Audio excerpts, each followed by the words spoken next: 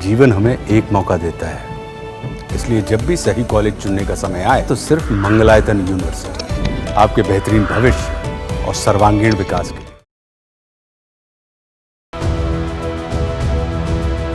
Israel के Iran पर हमले के बाद ईरान के सशस्त्र बलों के प्रवक्ता जनरल शेकरची का बयान सामने आया है। उन्होंने इजराइल और अमेरिका को इस हमले की बहुत भारी कीमत चुकाने की चेतावनी दी है। उन्होंने कहा है कि ईरान ज़ायोनी शासन के खिलाफ जोरदार जवाब देगा। शेखरची ने आरोप लगाया है कि इजराइल ने ईरान में रिहायशी इलाकों को निशाना बनाया है।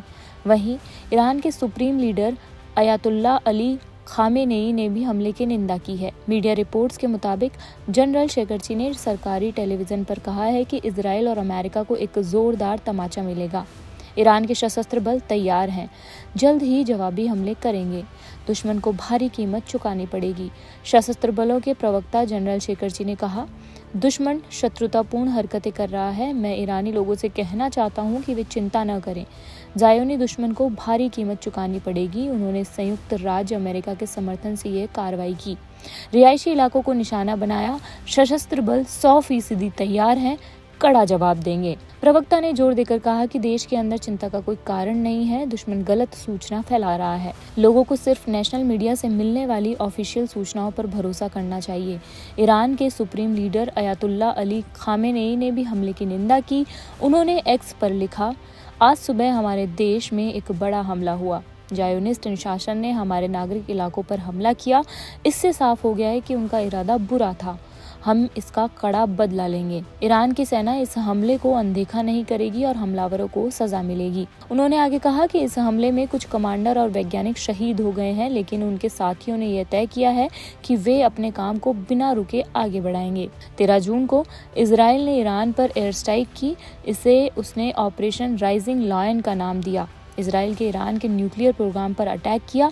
एयर स्ट्राइक के बाद ईरान की राजधानी तेहरान के नॉर्थ ईस्ट में विस्फोटों की आवाज़ सुनाई दी। अमेरिका ने इजराइल के हमलों से किनारा किया। उधर ईरान ने अपना एयर स्पेस बंद कर दिया। सभी एयरपोर्ट्स पर उड़ानें सस्पेंड कर दी गई। हमले में ईरान के टॉप मिलिट्री अधिकारियों की मौत की खबर है। इजराइल और ईरान के बीच तनाव को लेकर भारत ने बयान जारी किया है। विदेश मंत्रालय ने 13 जून को कहा है कि ईरान और इजराइल के बीच तनाव को लेकर हम चिंतित हैं। परमाणु ठिकानों पर हमले समेत तमाम स्थिति पर बारीकी से नजर रखी जा रही है। भारत ने दोनों पक्षों से किसी भी तरह के आक्रामक कदम से बचने की अपील की है। मामले को बातचीत और कूटनीति से सुलझाने पर भी जोर दिया है।